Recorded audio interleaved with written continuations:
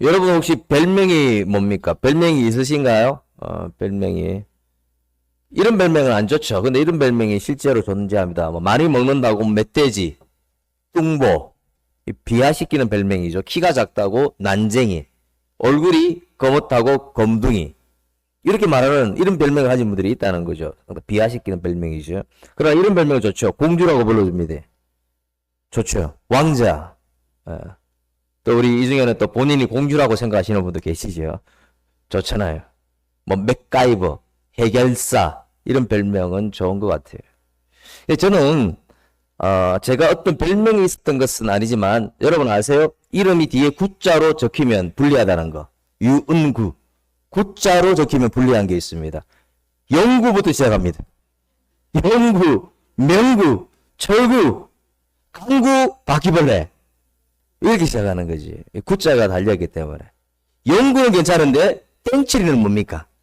한동안 그렇게 제가 놀림을 당한 적이 있습니다. 뭐 잠시 잠깐이었지만 구자가 붙었기 때문에 그런 놀림을 좀 당했죠. 뭐 다른 거 모르겠어요. 제가 진짜 영구 같을 수도 있겠죠. 하여튼 그런 건 아닌 것 같은데 이러한 놀림을 당했던 기억이 있고, 그 다음에 또 어떤 별명이 있느냐면 앞에 목사님이 저보고 외유내강이라 했거든요. 나는 외유내강이다.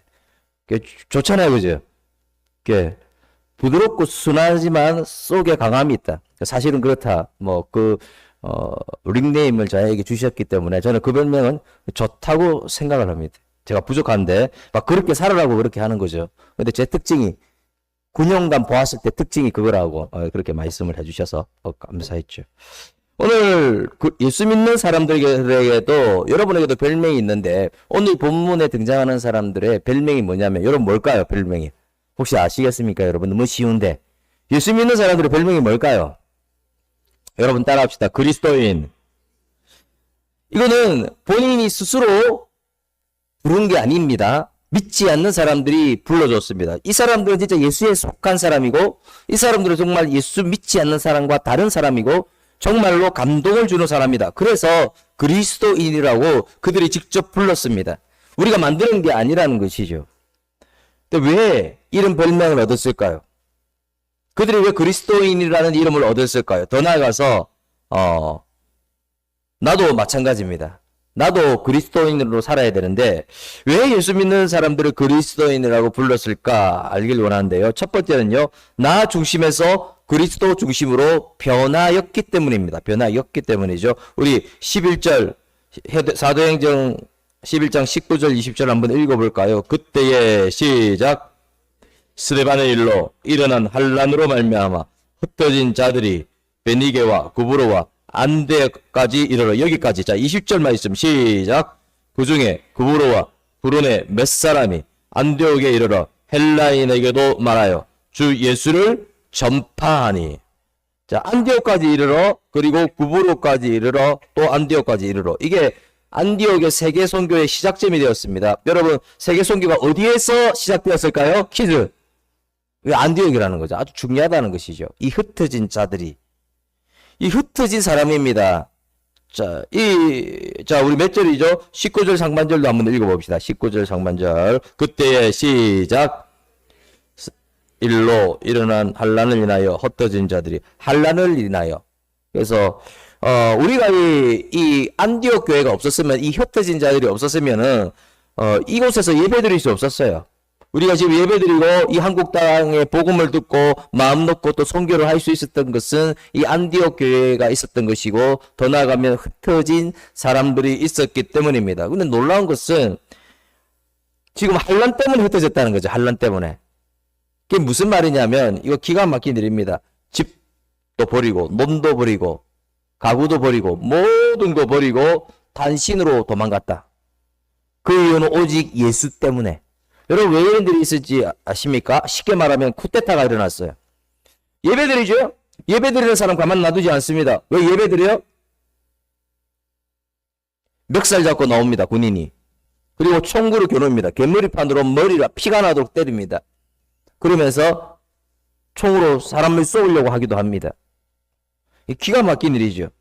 끝까지 예수 믿겠습니다. 그러니까 재산 빼앗어요. 집도 빼앗어요. 재물도 빼앗어요. 직장 못 다니게 합니다. 엄청난 쿠데타죠, 이거는. 엄청난 고통이지. 그래서 한란으로 인하여 흩어졌다는 거죠. 그래서 흩어지니까 어디로 갑니까? 산을 넘고 물을 건너 안디옥이라는 곳에 갔어요. 안디옥이라는 곳에 가니까 아무것도 없잖아요. 돈도 없고 백도 없고 직장도 없고 의식적 문제도 해결 안 되고 기가 막힌. 예수 믿는 것 때문에, 예수 믿는 거 하나 때문에 그랬다는 거죠. 이게 왜 그럴까요? 내 중심이 아니라 예수 중심으로 살았다는 거예요. 예수 믿는 거 하나 때문에 왔는데 또 거기서 뭐 하는지 아십니까? 또 거기서 복음을 또 전하고 있어요. 예수님을 전하고 있습니다. 의식적 문제 해결 안 되죠. 돈도 없고 팩도 없고 직장도 없고요. 계속 고난을 당하는데 거기서 예수님 복음을 전합니다. 이게 말이 안 되잖아요, 이게. 그래서 이렇게 복음을 전하니까 어떻게 되느냐? 역사에 그들이 나중에는 주인공이 되는데 뭐 재산을 잃어도 상관없고요. 그렇게 복음을 전합니다. 그래서 대부분의 사람들은 이렇게 봅니다. 역사의 노예로 산다고 합니다. 여러분 따라합시다. 역사의 노예. 근데 이들은 역사의 주인공으로 삽니다. 내가 핍박당하고 고난당하는데 계속 예수님이 기뻐하는 일을 하거든요. 그럴 때 이들을 통해서 놀라운 일이 일어납니다. 안디옥이 움직입니다. 부산이라면 부산이 움직여요. 부산이 복음으로 변하는 거예요. 부산이 달라지는 거예요. 부산이 거룩해지는 거예요. 음란이 물러가고 악함이 물러가고 그것이 깨끗해지고 그곳에 하나님의 뜻의 물결이, 하나님 나라의 물결이 흘러넘치는 것이죠. 놀라운 일이 일어나는 거죠. 그리고 이들을 왜 그렇게 했을까? 왜 고난과 핍박을 당하는데도 예수님을 전할 수 있었을까요? 여러분 따라합시다. 하나님의 뜻. 다시 말하지만 하나님의 뜻, 하나님의 관점 확실하게 가슴에 배겨 있었어요. 그게 있으면 뭐냐면 배우 위에서 일하는 하나님이 보여요. 보인다고 여러분. 생각해 보세요, 여러분. 내가 재산도 없고 돈도 없고 빽도 없는데 왜 예수님이 기뻐하는 일을 할까요? 배우 위에서 일하는 일이 보인다고요. 앞에 있는 것만 보이는 것이 아니라. 여러분 우리 요셉을 잘 압니다. 형들이 시기에서 죽음의 구덩이에 빠뜨리고 인신매매 해버렸습니다. 노예로 팔아버렸습니다. 누명 쓰고 감옥 가고 비참한 일을 많이 겪었습니다. 그러면 그렇게 노예로 팔았던 형들을 만났어요. 나중에 흉년이 들어서 먹고 살 게 없으니까 애굽의 총리가 되었을 때 형들을 만났습니다. 형들을 어떻게 했습니까? 줄 서라고 때려잡았습니까? 살인했습니까? 다 죽여버렸습니까? 감옥에 넣었습니까? 아닙니다. 뭐라고 하는지 아십니까? 나를 판 것을 보고 상심하지 말고 형 신세 한탄하지 마세요. 하나님이 생명을 구하려고 나를 이곳에 보내신 줄 믿습니다. 이 요셉의 믿음이잖아요, 여러분. 여러분 왜 그랬을까요? 왜 그렇게 복수하지 않고 왜 그랬을까요? 하나님의 뜻을 알았습니다. 하나님의 관점을 알았습니다. 흩어진 성도 다시 말하지만 이들이 비참하게 되었습니다. 근데 안디옥에 갔습니다. 계속 하나님의 관점으로 살았습니다. 그러니까 뭐예요? 하나님의 관점으로 사니까 하나님의 뜻대로 사니까 예수 중심으로 사니까 관점이 틀려져요. 내가 그곳에 가니까 직장이 없다. 내가 그곳에 가니까 일할 것이 없다. 이게 본질인데 이게 아니고 내가 직장이 없고 일할 것이 없으니까 24시간 복음 전할 수 있다. 여러분 이거 믿겠어요? 하나님 뜻대로 살면 이렇게 된다는 거예요.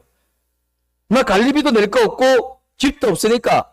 근데 이렇게 이들이 했을 때 어떤 일이 일어난지 아십니까? 이들 때문에 안디옥이 복음화되고 수많은 사람들이 예수 믿고 안디옥 때문에 유럽이 복음화되고 아시아 복음화되고 세계 복음화가 되는 역사가 일어난 줄 믿습니다. 여러분 나의 뜻과 계획과 욕망이 있는데 이걸 내려놓아야 돼요, 여러분. 하나님의 뜻은 달라요. 하나님의 관점은 달라요. 하나님의 계획은 달라요. 하나님의 역사는 다르다고요. 그러면 하나님의 관점대로 움직이는 게 싫어요. 왜? 지금 눈에 안 보이거든, 지금. 안디옥이 안 보이거든. 안디옥을 통해서 역사가 창조되는 걸 그게 안 보이거든요. 그래서 예수 믿는 사람은 그리스도의 눈으로, 여러분 따라합시다. 그리스도의 눈으로 해석하는 사람. 시작. 역사를 올바로 해석하는 사람은 그리스도의 눈으로 해석하는 사람입니다. 안디옥에서 그게 보였다는 것이요. 내가 당장 먹고 사는 거 생각한 게 아니라. 여러분 병 들었습니까 혹시? 혹시 배우자가 못마땅합니까? 자녀 문제 생각하면 한숨만 넣습니까? 여러 어려운 문제 때문에 고생하고 있습니까? 일단 절대 환경을 바라보면 안 됩니다. 환경의 노예가 되지 말고 그리스도의 중심에 역사관을 가지는 여러분 되시길 바랍니다. 성경의 노래가 되면 끝장나는 거예요. 이거 막 다 그냥 다 이런 것 같아. 생각을 해보세요. 안디옥에 갔더니 그것도 비참하게 집 빼앗기고 재산 빼앗기고 모든 걸 빼앗기고 안디옥에 갔더니 더 힘들다. 먹을 거 없고 입을 거 없고 직장도 없고 이 비참하다. 이 뭐하냐? 굶어 죽겠네. 이게 자기의 관점이죠. 하나님의 관점은 아니에요. 계획이 있어요. 하나님의 뜻이 있어요. 이들을 통해서 역사를 일으키는 뜻이 있어요. 그러니까 그게 보였다는 거예요. 열렸다는 거예요. 여러분, 우리가 예배에 참석하고 기도하는 거 당장 돈이 떨어지는 거 아니에요, 여러분. 내가 하나님 앞에 부르짖는 거 새벽을 깨우는다고 해서 뭐 내 삶에 뭐가 보이는 게 아니에요. 근데 그게 진짜라고요, 여러분. 진짜라고요. 영의 세계가 진짜라고요, 여러분. 1차원, 2차원, 4차원 영적 세계가 안 보인다고요. 여러분의 영적 시력이 4차원의 영적 세계가 보일 수 있는 하나님 사람 되시길 주의 이름으로 축원합니다.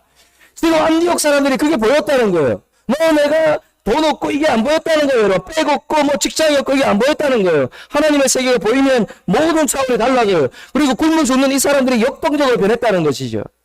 그래서 그리스도인이었죠. 두 번째, 당시 사람들이 왜 그리스도인이라고 불렸을까요? 그들에게는, 여러분 따라합시다. 그리스도의 사랑. 그들에게는 그리스도의 사랑이 있었어요. 이때 시대적 배경이 온천하에 가뭄이 들었는데 특별히 예루살렘 교회 성도들이 정말 흉년이 들어서 가뭄이 들어서 너무 힘들다. 그럴 때 안디옥 교회 이제 성도들이 뭘 했느냐면 우리가 돈을 모아서 그들을 도와주자. 그런데 문제는 안디옥 교회 사람들도 말했잖아요. 비참하다고요, 지금. 거기도 흉년이 들었다고요. 겨울 먹고 산다고요. 근데 도와주었다? 이게 놀라운 일이죠. 우리 몇 절이죠? 29절 말씀을 읽어볼까요? 제자들이 시작. 제자들이 각각 그 힘대로 유대에 사는 형제들에게 부조를 보내기로 작정하고, 여기까지. 저는 참 은혜 받은 게 각각 그 힘대로. 여러분, 힘이 어디 있습니까? 내가 집 잃고 모든 걸 잃고 안디옥에 왔는데 뭐가 힘이 있습니까? 뭐가 있습니까? 자기의 의식적 몇 개를 생략하고 자기가 정말 필요한 것을 생략하고 이 도운다는 거예요. 왜 그런지 아십니까? 그 속에 그리스도의 사랑이 있었기 때문에. 예수 사랑이 있다는 거예요. 내 힘으로 안 되는 거예요. 내 능력으로 안 되는 거예요. 섬김도 예수 사랑이 있어야 돼요. 예수 사랑이. 내 물질의 섬김도 예수 사랑이 있어야 돼요. 그 사랑이 들어가지 않으면 물질은 다 내 거다. 이 명예는 다 내 거다. 이 자리는 내 거다. 이 집도 내 거다. 나와 관계가 없다. 예수 사랑이 들어가면 예수님처럼 섬기고 어려운 사람 돌보고 그들을 위하여 기도해주고 그들의 아픔에 동참해주고 그들을 위하여 울어주고 그들을 위하여 같이 가지고 그들에게 시간 내어주는 여러분이 되었으면 좋겠습니다. 예수 사랑이 있으면 달라진다는 거죠. 어느 조그만 교회 옆에, 교회 주변이죠. 다 쓰러져가는 움막집이 있었습니다. 이 폐결핵 환자가 있었는데 죽음을 기다리고 있었어요. 그래서 아침을 먹고 있는데 괴로운 것은 종치는 소리. 너무 종치는 소리가 힘들었어요. 그래서 종을 치면 더 죽고 싶었어요. 그래서 교회 가서 따집니다. 종 치지 마세요. 나 죽겠습니다. 그러니까 그 뒤로부터 그 교회 전도사님이 찾아옵니다. 찾아와서 어떨 때는 떡을 주고 위로해주고 어떨 때는 빵을 주고 어떨 때는 또 사과를 주기도 하고 어떨 때는 또 과자를 주기도 합니다. 근데 너무 고마운 거예요. 이 전도사님이 또 오시는 거예요. 내가 선물을 줘야지. 그럴 때 폐결핵 환자가 각혈을 하면서 식지도 않고 그 사과를 주는 거예요. 이전에 받았던. 근데 전도사님이 말하지 않고 닦지도 않고 그 사과를 먹는 거예요. 그걸 보고 폐결핵 환자가 너무 감동받았어요. 하염없이 눈물을 흘립니다. 이것이 그리스도의 사랑입니까? 이게 사랑이라는 거예요. 그분을 통해, 그 전도사님을 통해 예수가 보였다는 거죠. 그러니까 그 사랑을 경험하고 나니까 어떻게 되냐면 마음에 처음으로 감동을 받고 그리고 폐결핵이 맞는 역사가 일어나버리는 거죠. 여러분, 하나님의 사랑이 흘러가시면 이런 역사가 일어나버리죠. 병이 나쁘래요. 그리고 회개하고 예수 믿으라 안 해도 예수 믿게 되는 거지. 그리고 그 안에는 잘못된 죄악이나 이런 것도 하나님께 회개하고 돌아와서 하나님의 사람이 되었죠. 여러분, 뭡니까? 참사랑은 위대합니다. 참사랑은 병도 이기고 죄도 이기고 시험도 이기고 악한 것도 이기고 고난도 이기고 어려움도 이기고 내가 감당할 수 있는 문제도 이기는 것이 위대한 그리스도의 사랑인 줄 믿습니다. 여러분, 이 사랑이 있어야 되지 않겠습니까? 나는 허물 많고 나는 부족하고 나약하고 단점이 있습니다. 그래도 그리스도의 사랑이 내 속에 있다고 해요. 내 속에. 지금도 말해요. 사랑을 하더라 따라 내가 너를 사랑해 계속 말하고 있다고. 근데 나는 사랑이 없다고 말하는데 아니에요. 주님께서 풍성한 사랑을, 흘러넘치는 사랑을 여러분에게 주셨다는 사실을 믿으시길 바랍니다. 내가 사랑을 받아야 생길 수 있죠. 세 번째는 이들에게는 이들이 그리스도인이라는 말을 듣게 된 세 번째 이유는 주의 손이 붙으셨기 때문입니다. 아주 중요하죠. 주의 손이 붙으시기 때문에. 우리 몇 절이죠?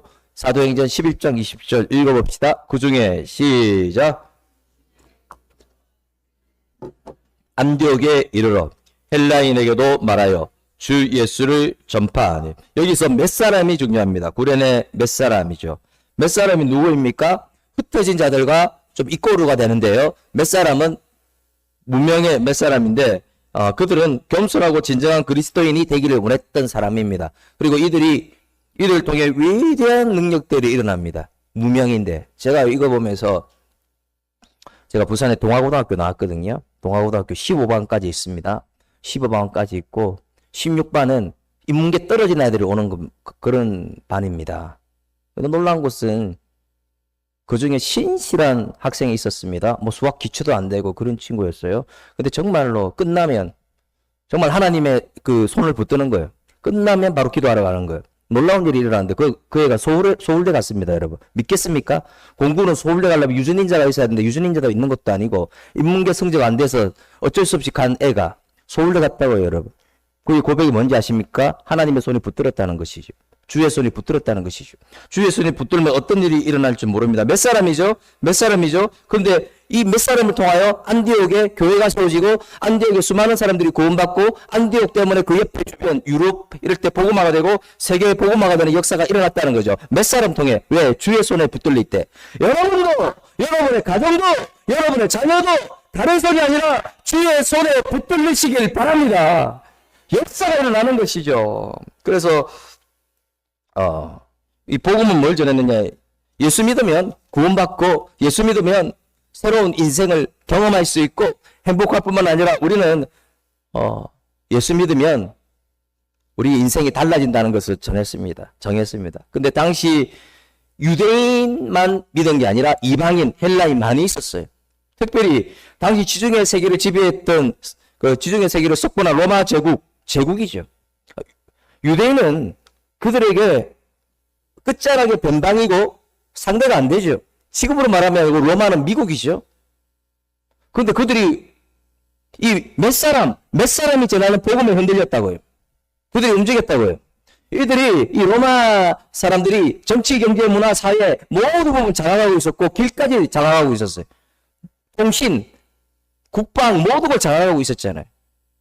근데 이 우동한 국가 사람이 열등한 국가 사람의 말을 안 들어요. 듣습니까, 여러분? 미국이 인도 사람들이 왔다고 해서 인도 종교를 믿습니까? 안 믿죠.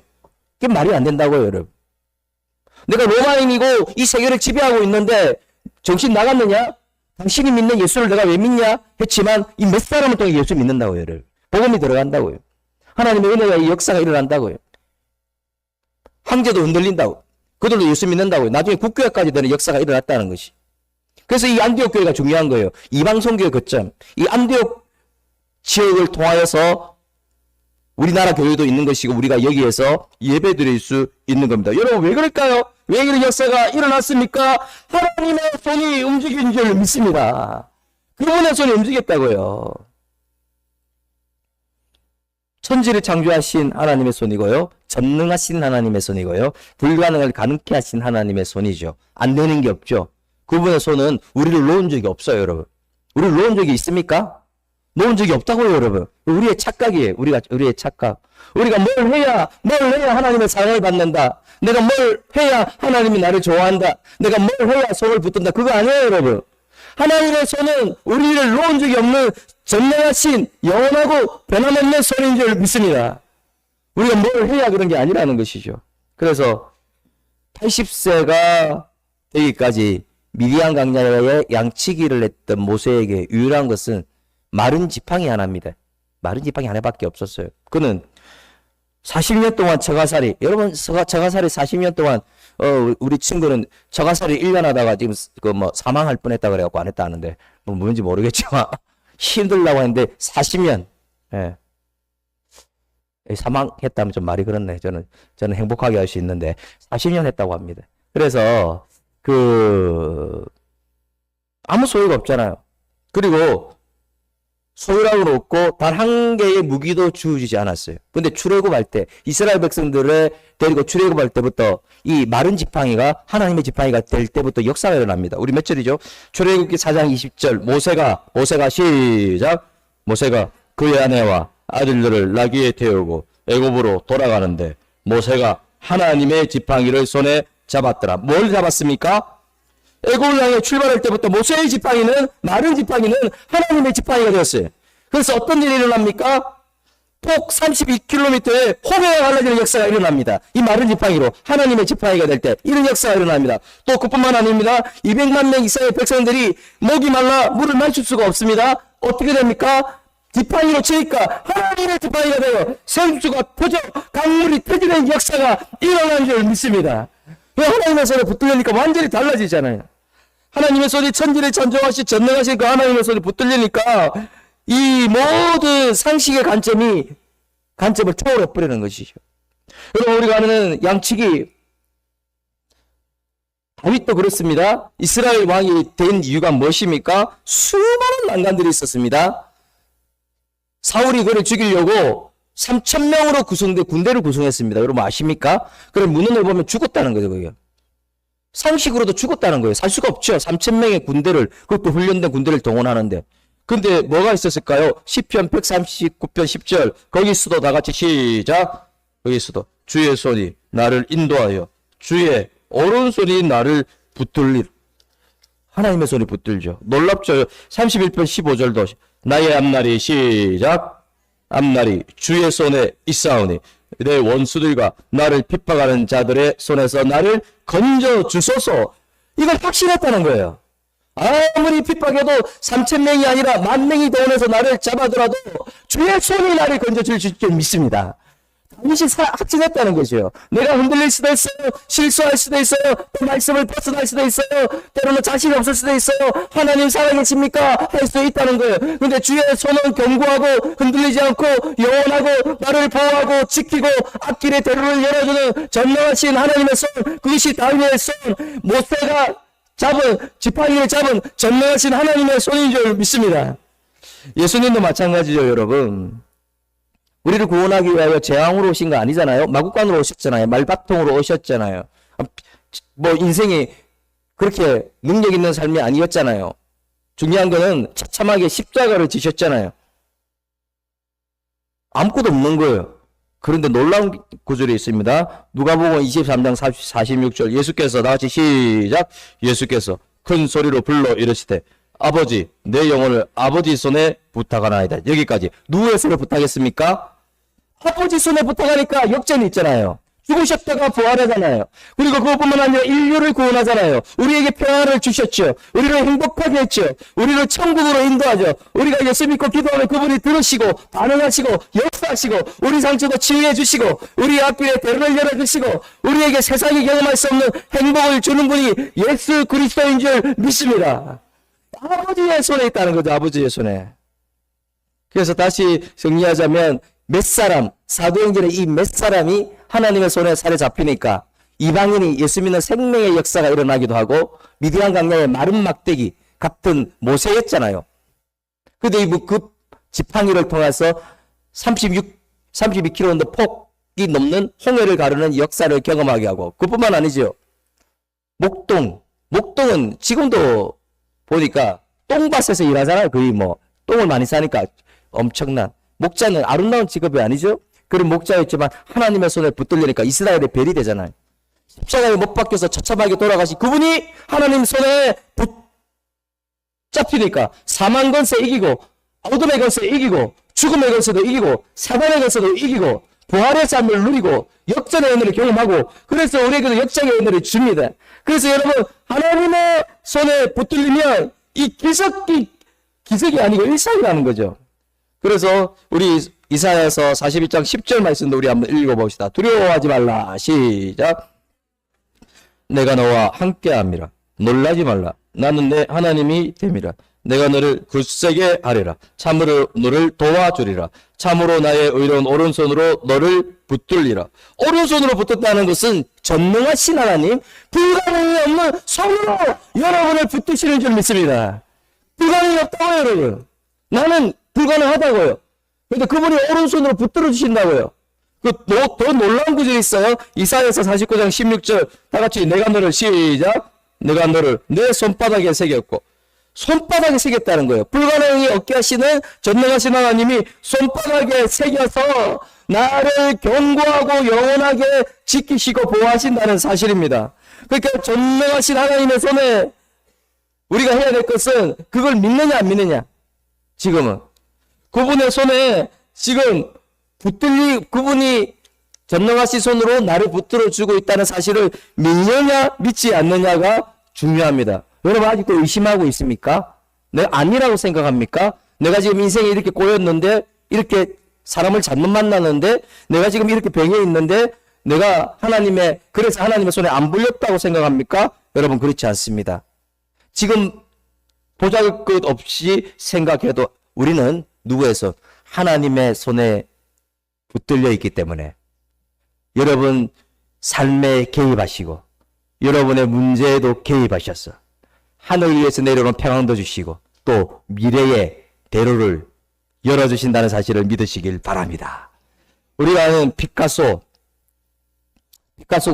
파괴하기 직전 병실에서 작은 스케치 용지로 그린 그림이 있습니다. 스케치한 거예요. 그거 버리는 종이었어요.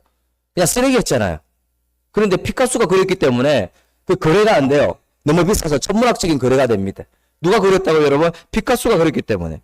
다 볼품 없는 종이고 버릴 수 있는 종이지만 피카소가 그러니까 위대한 예술품이 되었다고 여러분. 여러분 마찬가지입니다. 내가 보니까 볼품 없다고, 나 진짜 쓰레기같이 살았다고, 나 썩어 문드러질 그런 인생을 살았다고. 그렇지만 전능하신 하나님의 손이 여러분의 인생을 스케치하기 시작합니다. 지금 그리고 있습니다. 그래서 여러분 제발 다른 생각하지 마시고 위대한 예술품이라는 사실을 믿으시길 바랍니다. 여러분 그렇지 않습니까? 그분이 그리고 있다고요. 그분이 스케치하고 있다고요. 커리큘럼은 그분 안에 있다고요. 그분의 커리큘럼을 우리는 벗어나지 않았다는 거죠. 사랑하는 여러분, 오늘 말씀을 정리해 봅니다. 왜 우리가 그리스도인이라 불렸을까요? 그들이 첫 번째, 그는 나 중심에서 그리스도의 중심으로 변화되었기 때문입니다. 예수 믿는다는 거 절대로 환경 중심. 저는 이렇게 말합니다. 환경의 노예가 되면 안 됩니다. 환경에 매몰되어 있잖아요. 그러면 어떻게 됩니까? 너 때문이라고. 너 때문이다. 환경에 매몰되면 안 됩니다, 여러분. 이 환경 중에 내가 하나님의 관점을 알고 하나님의 뜻을 알면 안디옥이 보이는 거예요. 안디옥을 통해 복음화하는 그것이 이 초대교회 성도들이 보였듯이 영적인 것들이 보이는 거죠. 그래서 여러분 환경의 노예가 되지 말고 그리스도의 중심의 역사관을 가지는 하나님 사람 되시길 바랍니다. 두 번째, 그들에게 무엇이 있습니까? 사랑이 보였습니다. 아무것도 없었습니다. 바랄 것 없었습니다. 그러나 그들에게 하나님의 흘러넘치는 사랑이 있었습니다. 말씀하시는 거예요. 사랑하는 아들아, 내가 너를 얼마나 사랑하는지 아니? 이게 들려요. 나도 주님 사랑해요. 이게 된다는 거예요. 그래서 여러분 내가 왜 하나님의 사람으로서 섬기는 게 안 되고 하나님의 사람으로서 은총이 안 되는가? 그분의 사랑이 안 느껴져요. 기도하셔야 돼요. 하나님의 흘러넘치는 사랑이 느껴지게 하여 주옵소서. 간구할 수 있는 여러분 되었으면 좋겠습니다. 경험해야 된다는 거죠. 세 번째, 그들이 왜 그리스도인이 되었을까요? 주의 손이 붙들었기 때문에. 이 사도행전의 몇 사람이 안디옥을 변화시키고 복음화하고 결국 유럽을 움직이고 아시아를 움직이고 로마까지 움직여버렸죠. 몇 사람입니다. 무명의 몇 사람. 그리고 80세 노인 모세, 마른 막대기 하나 가지고 있는 초라한 모세를 통하여. 그리고 아주 키 작고 그냥 목동이 미약한 다윗이 미약했잖아요. 근데 그들의 보잘것 없었잖아요. 근데 하나님의 손이 움직이니까 차원이 달라지죠. 보잘것 없는 노트 용지입니다. 스케치 용지입니다. 아무 가치가 없어요? 여러분 혹시 그런 느낌을 받습니까? 내가 아무 가치도 없다고 혹시 느끼십니까? 또 어떤 사람은 이런 분도 있습니다. 죽음의 고통을 느끼는 사람도 있습니다. 여러분 이럴 때 기억하십시오. 하나님의 손은 지금 내밀고 있다. 여러분을 향하여. 하나님의 손바닥은 여러분의 손바닥에 여러분의 이름을 새겨두고 계시고, 하나님은 멀리 있지 않고 계속적으로 손을 내밀고 여러분의 삶에 역사하고 개입하고 일하신다는 사실을 믿는 여러분 되시길 주의 이름으로 축원합니다. 다시 말하면 하나님의 손은 전능하신 하나님 손 아닙니까? 그분은 변함없는 손이죠. 상처를 치유하는 손입니다. 내가 흔들립니다. 내가 상한 마음을 가지고 있어요. 그 손은 미래한 이유가 내 상한 마음을 완벽하게 고치시는 전능하신 하나님의 손이라는 사실을 믿는 여러분 되시길 주의 이름으로 축원합니다. 아멘.